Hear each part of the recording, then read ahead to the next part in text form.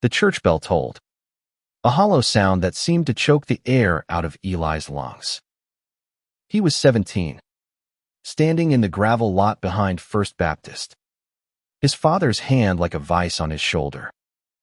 "This is for your own good, Elijah," his father said, voice cold as the Montana wind whipping through the pines.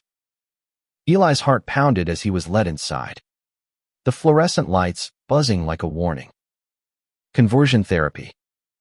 The words had been whispered in his house for weeks, each syllable a blade slicing through his identity. He'd known he was gay since he was 12, when Sam Carter's laugh in math class made his chest ache in a way he couldn't explain. But in this small town of Haven, Montana, love like that was a sin. And Eli's father, Pastor Daniel Wright, was determined to fix him. The room was sterile, with folding chairs and a cross nailed to the wall. A man in a gray suit, Dr. Hargrove, stood at the front, his smile too wide, his eyes too sharp. "We're here to help you, Elijah," he said, gesturing to a chair. Eli sat, his hands trembling, the word help twisting in his gut like a lie. He glanced at the door, picturing Sam's face, those warm brown eyes, that crooked smile, and clung to the memory to keep from breaking. Haven was a town of 3,000, where everyone knew your name and your secrets. Eli had grown up under the weight of his father's sermons, each one a reminder that he was flawed, unworthy. But Sam had changed that. They'd met in sophomore year, bonding over shared detentions and a love for old vinyl records. Sam, with his easy laugh and fearless heart, had been the first person to see Eli for who he was, not who he was supposed to be. Their first kiss, hidden in the woods behind the old mill, had felt like freedom. Now, that freedom was being ripped away. Dr. Hargrove's voice droned on about healing and God's plan. But Eli's mind was elsewhere. He remembered the night he'd come out to his father, the way Daniel's face had hardened, his Bible slamming shut. "You're confused," Daniel had said. "This is a choice, and you'll choose right." Eli had wanted to scream that it wasn't a choice, that loving Sam was as natural as breathing. But fear had silenced him. Now, sitting in this room, he felt that fear again, sharper, suffocating. The first session was a blur of questions and accusations. Hargrove asked about Eli's urges, his temptations, as if Sam were a disease. Eli stayed silent, his jaw tight. But inside, he was screaming. He thought of Sam waiting at their spot by the river, where they'd carved their initials into a willow tree. Would Sam think he'd given up? The thought was unbearable. That night, back in his room, Eli stared at the ceiling, the weight of the day pressing down on him. His father had taken his phone, cut him off from Sam, but Eli had memorized Sam's number. He slipped out, heart racing, and used the payphone at the gas station. "Sam," he whispered when the call connected. "I'm scared." Sam's voice was steady, a lifeline. "I'm here, Eli. We'll get through this." Those words were all that kept him going. The weeks that followed were a descent into hell. The therapy sessions grew harsher hours of lectures, aversion techniques that made Eli's stomach churn, and prayers that felt like chains. Hargrove showed him images of men together, then described graphic punishments, as if love could be burned out of him. Eli's grades slipped. His laughter vanished. His mother, Sarah, watched him with worried eyes, but said nothing, her silence a betrayal. Daniel, though, was relentless, his faith in the therapy unshakable. One night, Eli found a note slipped under his door. It was from Sam, written in his messy scrawl, You are enough. Don't let them break you. Eli clutched it, tears falling, and hid it under his mattress. He began to resist in small ways, refusing to answer Hargrove's questions, staring blankly during prayers. But each act of defiance came at a cost. Daniel grew angrier, his sermons sharper, his grip on Eli's life tighter. By the end of the first month, Eli felt like a ghost of himself. The boy who'd laughed with Sam, who'd dreamed of leaving Haven for a life where they could be together, was fading. But Sam's note burned in his mind, a spark of hope. He started planning, whispering to himself in the dark, I'll get out. I'll find Sam. I'll be me again. It was a promise, fragile but fierce, that kept him alive. The days bled into one another, each session a new wound.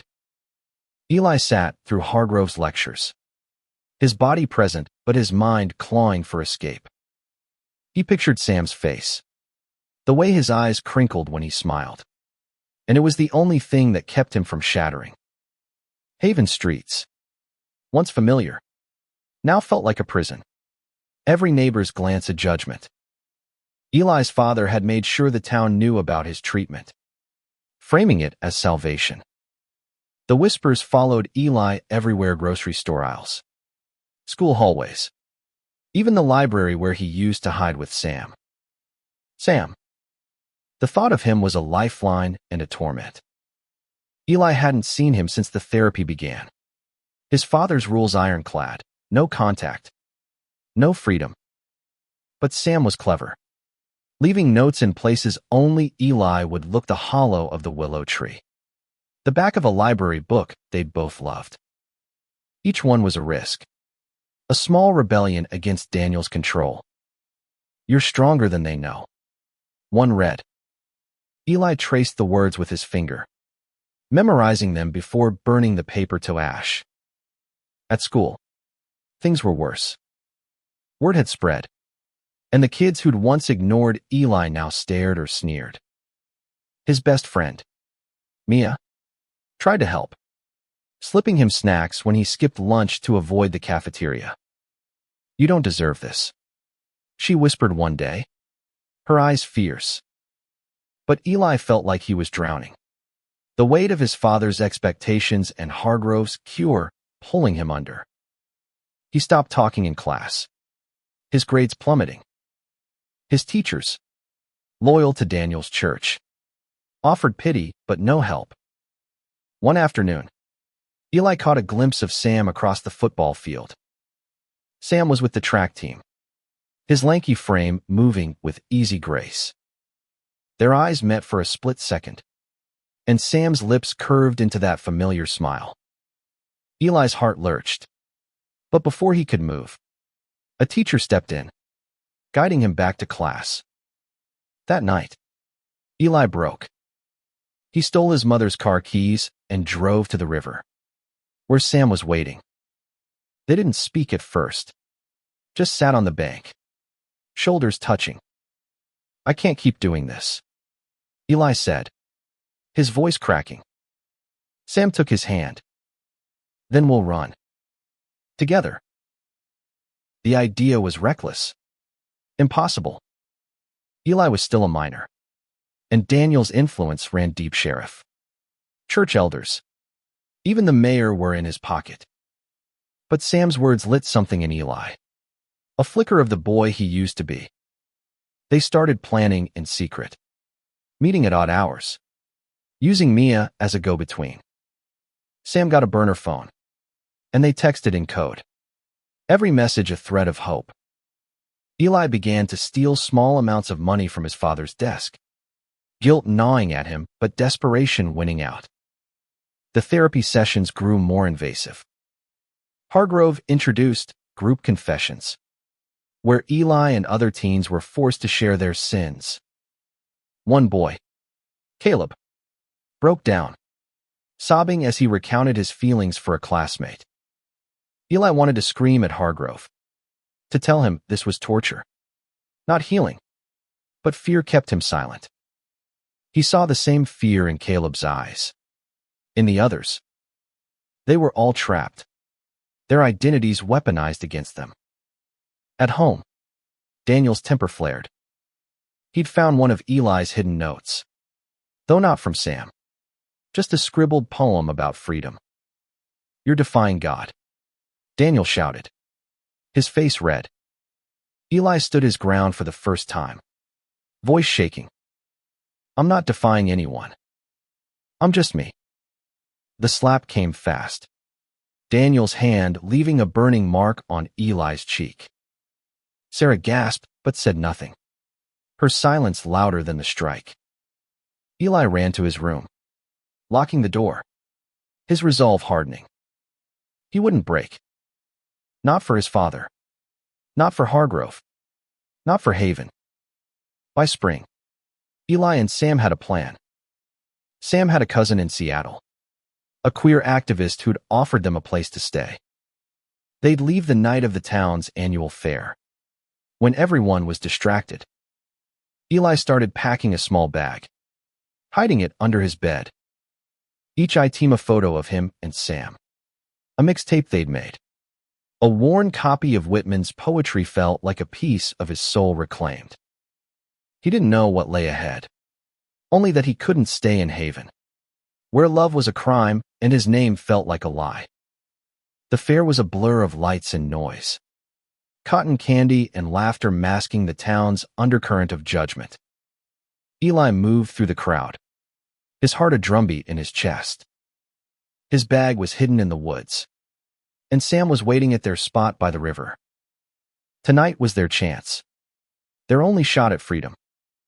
Eli kept his head down, avoiding his father's booth, where Daniel preached to a small crowd about family values. The irony burned. He slipped away as the fireworks started, their bursts of color a stark contrast to the gray fear that had defined his life for months.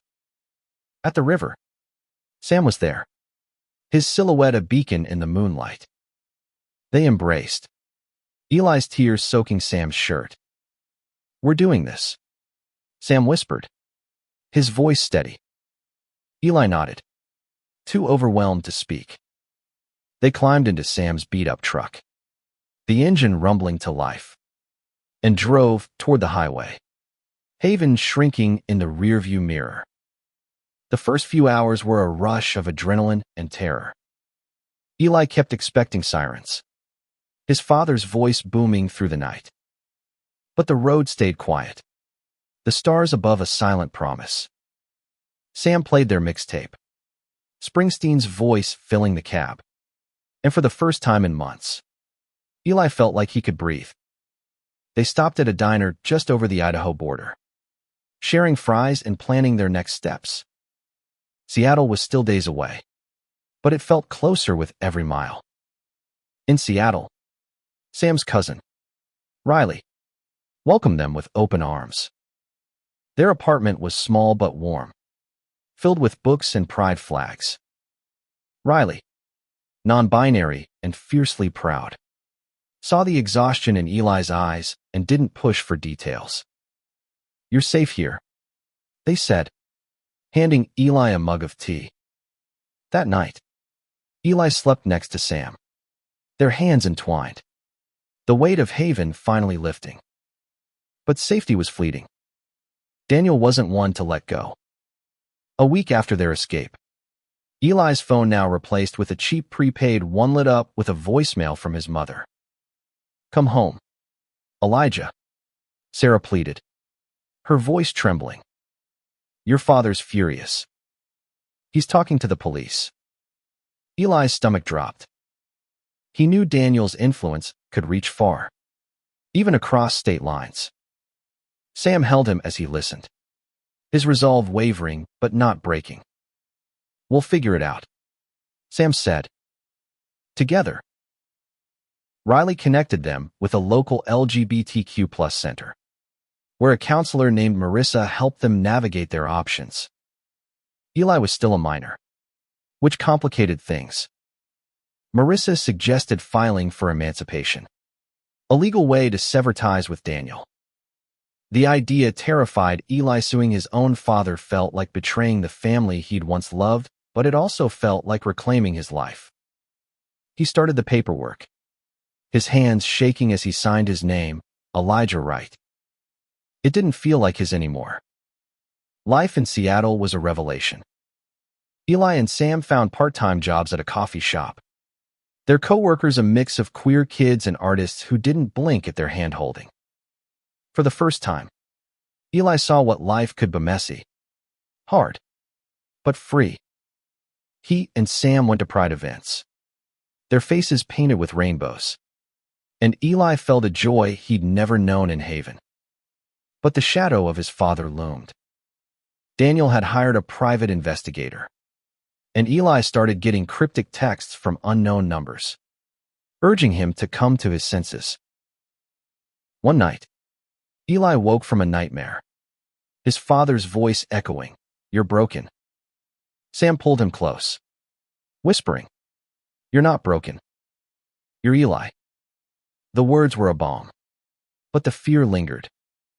Eli began therapy with Marissa, unraveling the trauma of conversion therapy.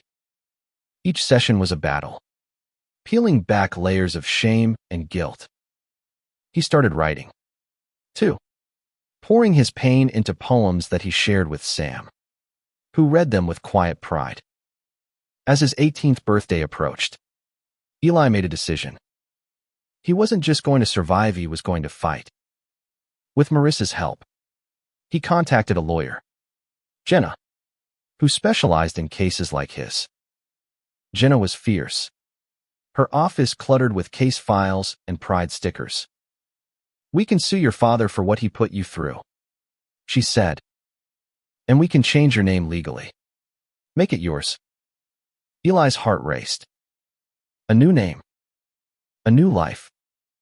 It was time to take back what Haven had stolen. Eli sat in Jenna's office, the Seattle skyline gray through the window. The emancipation papers were filed, but the lawsuit against his father was a bigger step. Jenna laid out the plan. They'd sue Daniel for emotional distress and abuse, citing the conversion therapy as a violation of Eli's rights. "It's not just about you," Jenna said, her eyes steady. "This could set a precedent. Help others." Eli nodded, the weight of it both terrifying and empowering. He wasn't just fighting for himself anymore. Choosing a new name was harder.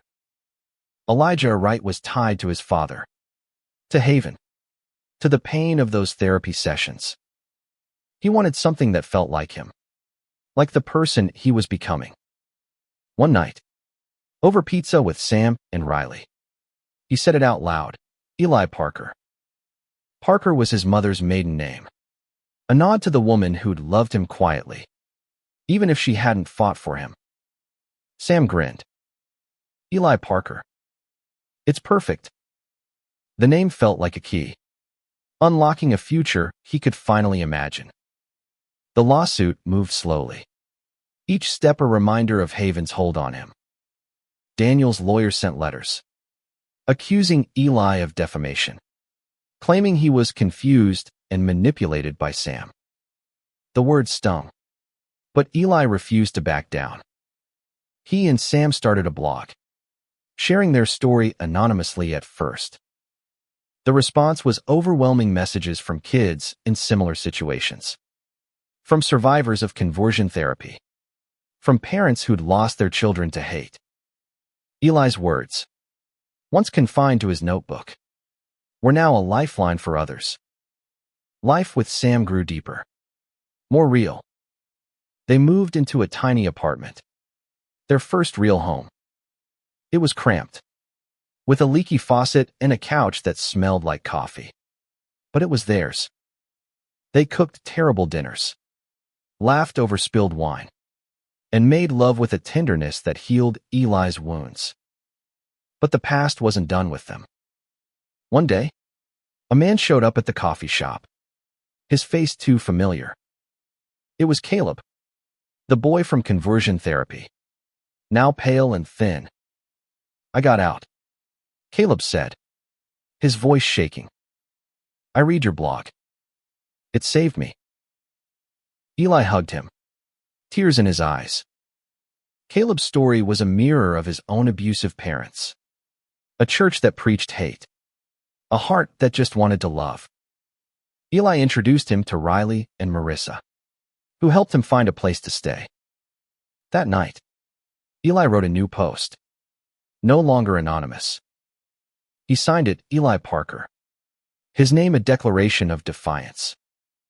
The post went viral, shared across queer communities, and even picked up by a local news outlet. Suddenly, Eli's story wasn't just his, it was a movement. Daniel's response was swift. He called a press conference in Haven, standing at his pulpit, decrying Eli as a lost soul led astray by sinful influences. The video spread online, and Eli watched it with Sam, his stomach churning. Daniel looked older, his face lined with anger, but his voice still carried that commanding power. "My son needs help," Daniel said, "and I'll fight for him." Eli wanted to scream at the screen, to tell the world his father's help was torture. Instead, he turned to Jenna. "Let's make this public," he said. "I'm done hiding." Jenna organized a press conference in Seattle, and Eli prepared to speak. The night before, he and Sam sat on their roof, the city lights below them. "Are you sure?" Sam asked, his hand warm in Eli's. "Once you do this, there's no going back." Eli nodded, his throat tight. "I need to. For me. For Caleb. For everyone still trapped." Sam kissed him, soft and sure, and Eli felt the strength he'd been searching for. The press conference was packed, cameras flashing as Eli stepped to the podium. He wore a simple button-up, his hair neat, his new name pinned to his chest like armor. "My name is Eli Parker," he began, his voice steady despite the nerves. "I was forced into conversion therapy by my father, Pastor Daniel Wright. It didn't fix my, it broke me. But I'm here to take back my life, my name, and my truth." The room was silent, then erupted in applause. Eli felt Sam's hand on his shoulder, grounding him. He was no longer Haven's lost boy. He was Eli Parker, and he was free. The aftermath of the press conference was a whirlwind. Eli's story spread across news outlets, from local papers to national blogs.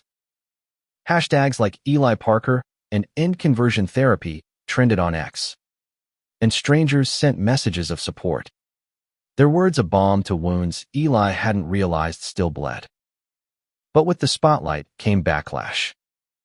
Haven's church rallied behind Daniel, flooding Eli's inbox with hate mail. "You're an abomination," one read. "You've shamed your family," said another. Eli deleted them, but each one left a mark. Jenna warned him the lawsuit would be brutal. Daniel's legal team was aggressive, painting Eli as a troubled teen manipulated by activist agendas. They dug into his past, twisting his school records and therapy sessions into evidence of instability. Eli sat through depositions, reliving the conversion therapy sessions in excruciating detail. Hargrove's methods, aversion tactics, shaming, psychological manipulation were laid bare, and Eli's voice shook as he described the toll. Jenna squeezed his hand under the table, her presence a reminder he wasn't alone. Sam was his rock, but even he struggled under the pressure. The coffee shop let them go after a customer, a Haven transplant, recognized Eli and caused a scene.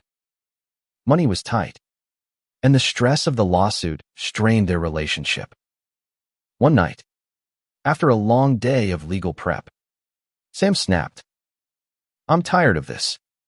Eli, I'm tired of fighting your dad's ghost." Eli froze, the words cutting deep. "You think I'm not?" He shot back. They argued, voices raised, until Sam stormed out. Eli sat alone, staring at their mixtape, wondering if love could survive this war. Sam returned hours later, his eyes red. "I'm sorry," he said, pulling Eli into his arms. "I'm in this with you. Always." They held each other, the fight fading into a promise to keep going. Eli realized then that love wasn't just the easy moments, it was choosing each other through the pain. They started therapy together, working through the cracks the lawsuit had exposed. Marissa helped them rebuild, teaching them to communicate, to lean on each other without breaking. The trial date loomed, set for a Seattle courtroom. Eli spent nights preparing, reading through legal documents and writing statements. He also kept up the blog, now a platform for other survivors. Caleb contributed a post, his words raw and powerful, and others followed: teens, adults, even parents who'd regretted sending their kids to conversion therapy. The blog became a community, a chorus of voices demanding change. Eli felt a purpose he'd never known, but it came at a cost. Nightmares of Haven haunted him, Daniel's face looming in the dark. One day, a letter arrived from his mother. It was the first direct contact since her voicemail. "I'm sorry," she wrote. "I didn't know how to help you. I still love you." Eli read it over and over, torn between anger and longing. He didn't reply, but he kept the letter, tucking it into his Whitman book. It was a reminder that love could be complicated, even cruel, but it didn't erase the past.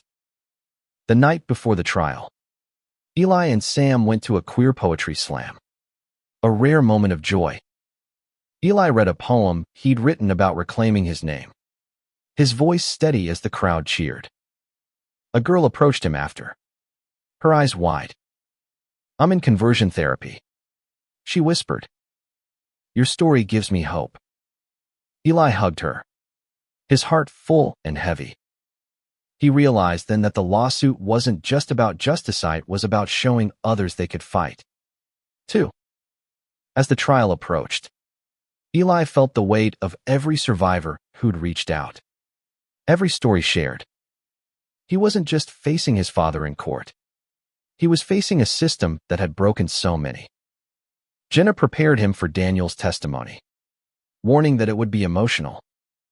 "He'll play the victim," she said. "But you're the truth." Eli nodded, clutching Sam's hand. He was ready not just to win, but to show the world who he was, Eli Parker. Unbroken, unashamed, and fighting for his truth. The courtroom was cold, its wooden benches filled with reporters, activists, and a few faces from Haven. Eli sat beside Jenna, his palms sweaty, Sam's hand a quiet anchor under the table. Across the room, Daniel sat with his lawyer, his face a mask of righteous calm. Eli hadn't seen him in over a year, and the sight of him older, grayer, but still commanding sent a chill through him. The judge, a stern woman with sharp eyes, called the court to order, and the trial began. Jenna's opening statement was fierce, laying out the harm of conversion therapy with data and Eli's story. "This is not about religion," she said. "It's about a father who abused his son in the name of belief." Daniel's lawyer countered, painting Eli as a rebellious teen who'd rejected his family's values. The words twisted in Eli's gut, but he kept his eyes forward, focusing on the pride flag pinned to Jenna's briefcase. Eli's testimony was the hardest. He stood at the witness stand, his voice trembling as he recounted the therapy sessions, the shaming, the fear, the way Hargrove's words had made him doubt his own heart. "I was told I was broken," he said, his eyes locking with Daniel's. "But the only thing broken was the way they tried to change me." The courtroom was silent, the weight of his words hanging heavy. A few jurors wiped their eyes, and Sam gave him a small, proud nod. Daniel's testimony was a performance. He spoke of his love for Eli, his duty as a father to guide him. "I wanted to save my son," he said, his voice breaking. Eli wanted to scream that Daniel's saving had nearly destroyed him. But he stayed quiet, letting Jenna dismantle the lies. She presented evidence Hargrove's discredited methods, medical reports on conversion therapy's harm, even Caleb's written testimony. Daniel's lawyer objected often, but the truth was relentless. The trial stretched over days, each one a battle. Survivors from Eli's blog showed up, their presence a quiet strength.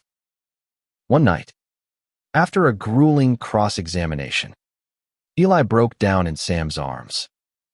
"What if we lose?" he whispered. Sam kissed his forehead. "You're already winning. You're here, telling your truth." Eli clung to that, to Sam, to the community they'd built. He wasn't alone anymore. The turning point came when Jenna called an expert witness, a psychologist who'd studied conversion therapy's effects. Her testimony was damning, detailing the trauma, the suicides, the lives destroyed. She cited Eli's case as a textbook example of abuse, and Daniel's face paled. For the first time, Eli saw a crack in his father's arm or a flicker of doubt. It wasn't enough to erase the pain, but it was something. Closing arguments were a blur. Jenna spoke with fire, urging the jury to see Eli's courage, to recognize the harm done in the name of fixing him. Daniel's lawyer leaned on tradition, on family, but his words felt hollow. As the jury deliberated, Eli and Sam waited in a small room, their hands entwined. "Whatever happens," Sam said, "you did this. You fought." Eli nodded, his throat tight. He'd fought for his name, his love, his life. The verdict came on a rainy afternoon. The jury found Daniel liable for emotional distress and abuse, awarding Eli damages and a public apology. The courtroom erupted, cheers mixing with sobs. Eli turned to Sam, tears streaming down his face, and they held each other, the weight of years lifting. Daniel sat still, his face unreadable, as the judge ordered the apology to be published in Haven's paper. It wasn't full Justice Hargrove's program still operated, but it was a start.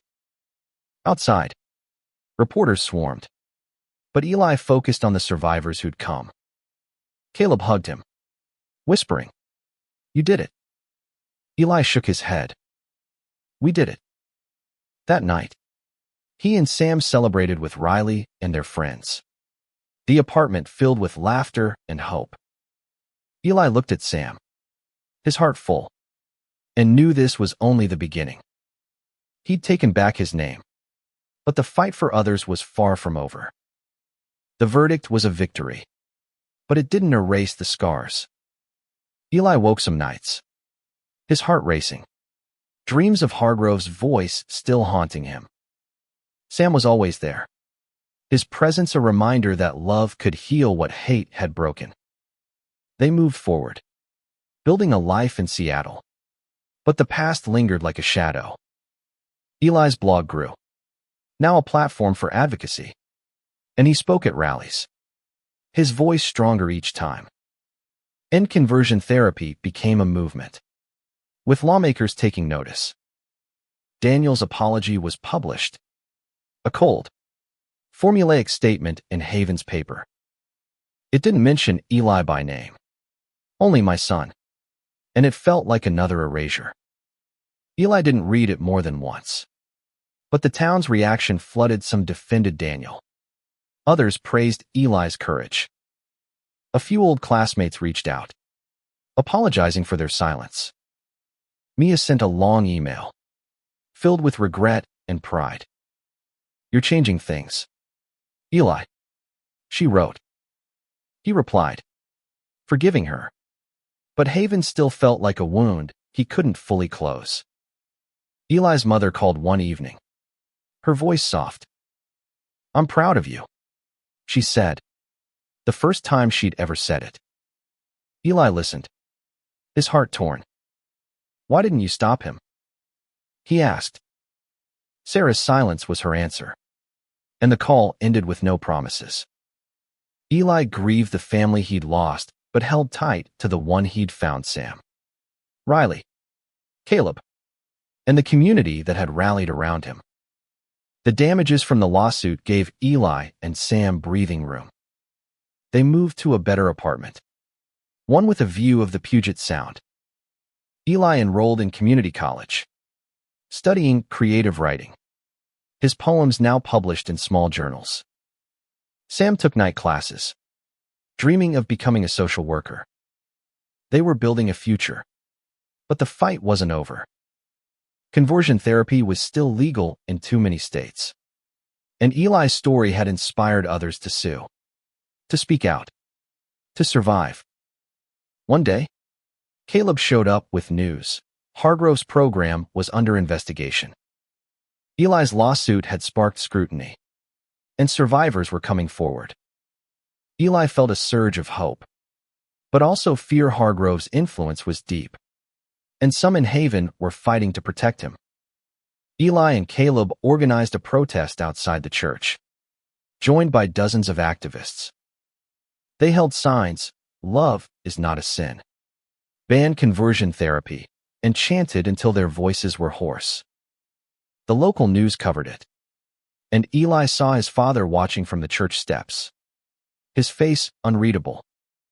After the protest, Eli got a message from a lawyer in Montana. A class action lawsuit was forming against Hargrove's program, and they wanted Eli's help. He hesitated. Reopening those wounds was daunting, but Sam's steady gaze gave him strength. You've already changed lives, Sam said. You can do this. Eli agreed, becoming a lead plaintiff. The process was grueling. More depositions and memories dragged to the surface, but each step felt like reclaiming a piece of himself. Eli started therapy again, diving deeper into the trauma. He wrote about it, too, his poems raw and unflinching. One was accepted to a national anthology, titled "Taking Back My Name." At the launch event, he read it aloud, his voice carrying the weight of his journey. The crowd gave him a standing ovation, and Sam's eyes shone with pride. Later, they danced in their kitchen, Springsteen playing softly, and Eli felt something new: peace. As winter settled over Seattle, Eli reflected on how far he'd come. He was no longer Elijah Wright, the boy who'd been broken by Haven. He was Eli Parker, a survivor, a writer, a fighter. The lawsuit against Hargrove was gaining traction, and more states were debating bans on conversion therapy. Eli knew the road ahead was long, but he wasn't alone. He had Sam, his chosen family, and a purpose that burned brighter than his fear. Spring brought change, like the cherry blossoms blooming across Seattle. Eli stood at the waterfront, Sam's arm around him, watching the waves lap against the shore. The class action lawsuit against Hargrove's program was moving forward, with more survivors joining every week. Eli's testimony, alongside Caleb's and others, had pushed Montana to investigate, and rumors swirled that Hargrove might lose his license. It wasn't full justice, but it was progress, a crack in the system that had tried to erase them. Eli's blog had grown into a nonprofit, Take Back Your Name, dedicated to supporting conversion therapy survivors. He and Sam ran it together, with Riley handling outreach and Caleb leading peer groups. They raised funds for legal aid, therapy, and safe housing, turning pain into purpose.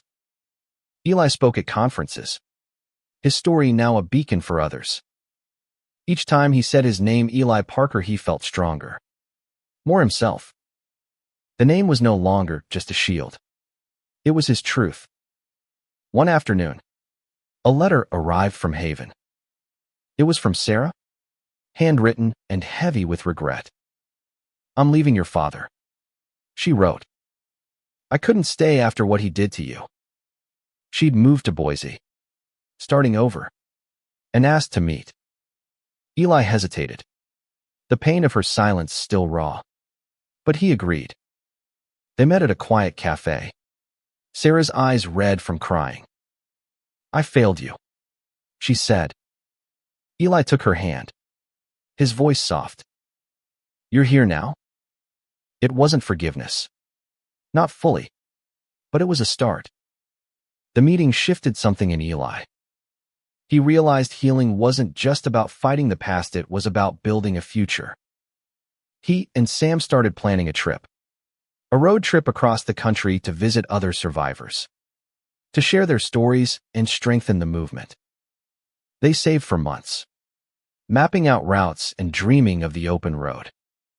The night before they left, Eli proposed, his hands shaking as he held out a simple silver ring.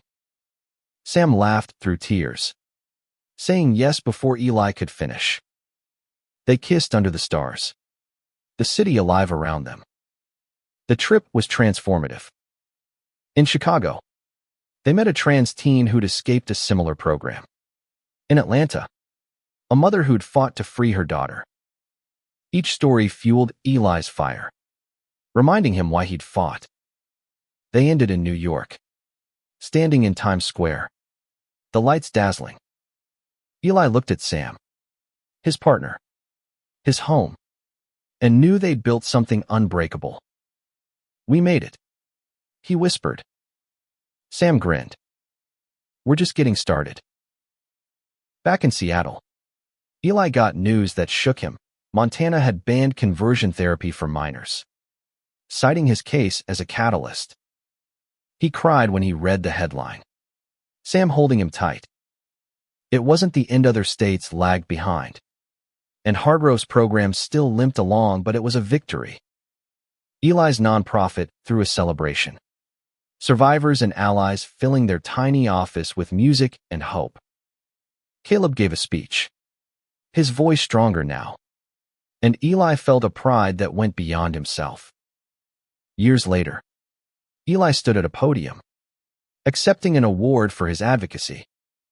He was 25, his hair longer, his smile easier. Sam sat in the front row, their wedding bands glinting. "This is for everyone who's been told they're broken," Eli said, his voice clear. "You're not. Your name, your love, your truth-y yours to claim." The crowd roared, and Eli felt the weight of his journey lift, replaced by a quiet strength. That night, he and Sam walked home, hand in hand.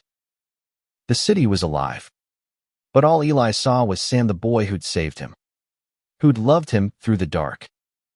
They stopped at a park, sitting under a willow tree that reminded Eli of their spot in Haven. He traced their initials, carved years ago, now faded but still there. "We did it," Eli said, his voice soft. Sam kissed him, slow and sure. "We did." Eli Parker had taken back his name, his life, his love.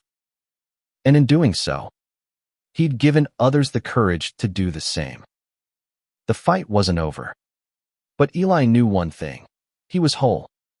He was loved. And he was free.